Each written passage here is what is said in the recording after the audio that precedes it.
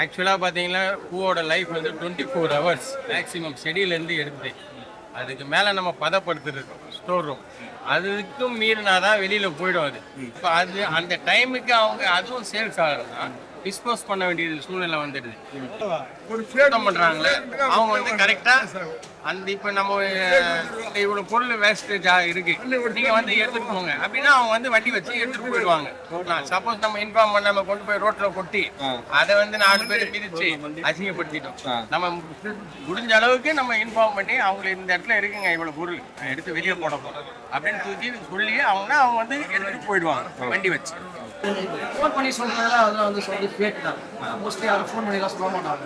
அவங்க மண்ணு கொட்டுவாங்க, அவங்க வேலையை என்ன பண்ணுவாங்க, அழுகுறாங்க அவங்க வேலையை அவங்க மட்டும் பார்ப்பாங்க. விற்கிது வச்சுருப்பாங்க, விற்கலாம் அதை அப்படியே வச்சு 1 நாள் 2 நாள் வச்சுருப்பாங்க.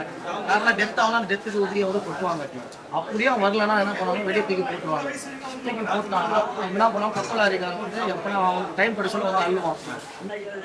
க்ளீன் பண்ணுற பேரில் இங்கே ஏற்றி பக்கத்துக்கு போகிறதுக்குள்ள பாதி சிந்திக்கிட்டே தான் போயிடுறாங்க. மொதல் மாதிரி பர்ஃபெக்டாக இல்லை.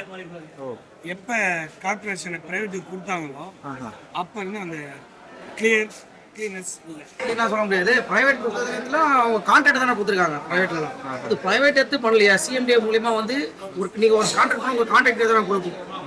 அவங்க கர்நாடகா பண்ணுறாங்க பெருக்கெல்லாம் இதை எடுத்தா பாருங்க என்ன அவங்க பெருக்கெல்லாம் அவங்க குப்பை இருந்திருக்காங்க. மனு கொடுத்துருக்காங்க சிஎம்டியோட. அப்போ சரி இன்னும் இருந்தாலும் சுத்தம் பண்ணாம இருக்காங்க. முன்னாடி பாத்தீங்களா ரொம்ப மோசமாக இருக்கு.